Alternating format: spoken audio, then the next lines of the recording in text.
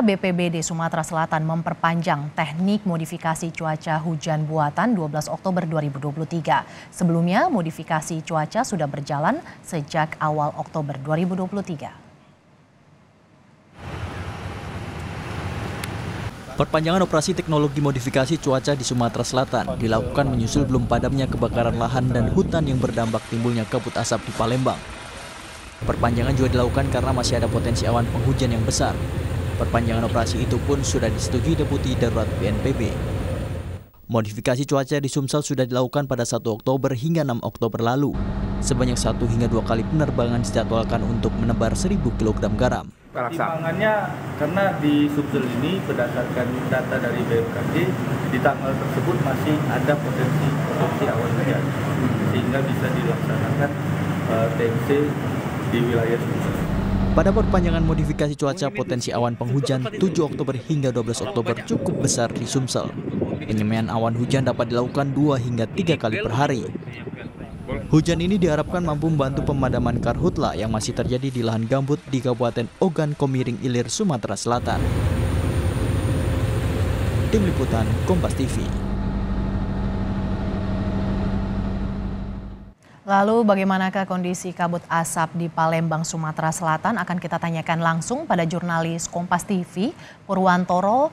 Purwantoro, bagaimana kondisi udara di sana dan sudah sejauh apa penanganannya? Karena kian mengkhawatirkan. Baik, Mercy. Untuk indeks pencemaran udara di Palembang pada pukul 11 tadi tercatat masih di atas 200, yaitu 255 mikrogram per meter kubik. Artinya kondisi udara di Palembang masih berada pada level tidak sehat. Ini yang mengakibatkan perpanjangan dari aktivitas sekolah daring di Palembang yang masih akan memastikan udara benar-benar sehat atau udara benar-benar tidak tercemar dari kabut asap yang masih terjadi di wilayah terutama di Gambut Dalam, Kabupaten Ogan Komiring Ilir. Upaya yang dilakukan pemerintah saat ini, terutama untuk Satgas Karhutla Sumatera Selatan, selain akan menambah personil untuk penanganan pemadaman yang ada di lahan-lahan gambut tersebut, baik dari darat. Saat ini Manggala Agni juga sudah ditambah personilnya menjadi 300 orang yang ditambah dari Manggala Agni Jambi, Musi Banyuasin dan Banyuasin sudah digeser ke Ogan Komiring Ilir. Ditambah lagi rencananya 350 personil prajurit dari Kodam 2 Sriwijaya juga akan diturunkan ke lokasi kebakaran tersebut agar segera dapat dipadamkan karena kabut asap kini hampir 2 pekan ini masyarakat terutama di Palembang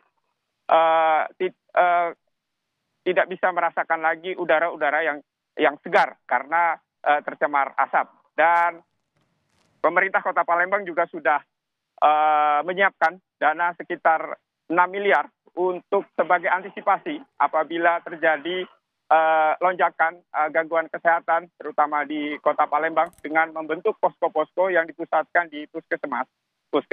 Mercy. Dengan kondisi udara saat ini bagaimana dampaknya bagi kesehatan warga, Purwantoro? Ya, Mercy, ada peningkatan dari kasus ISPA di Palembang, terutama pada medio September hingga Oktober ada sekitar 14.000 kasus tercatat di Palembang dari data Dinas Kesehatan Kota Palembang. Sehingga memang pemerintah Kota Palembang selain sekolah dilakukan secara daring untuk tingkat SD sampai SMP, kemudian memundurkan waktu masuk sekolah untuk tingkat SMA.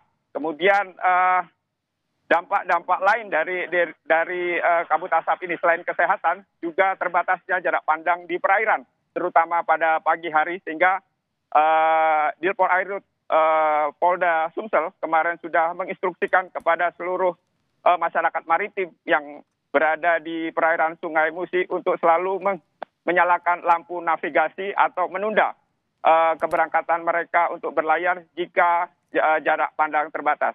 Merci. Hingga siang ini indeks pencemaran udara di Palembang masih berada di level tidak sehat. Terima kasih jurnalis Kompas TV Purwantoro yang melaporkan langsung dari Palembang, Sumatera Selatan.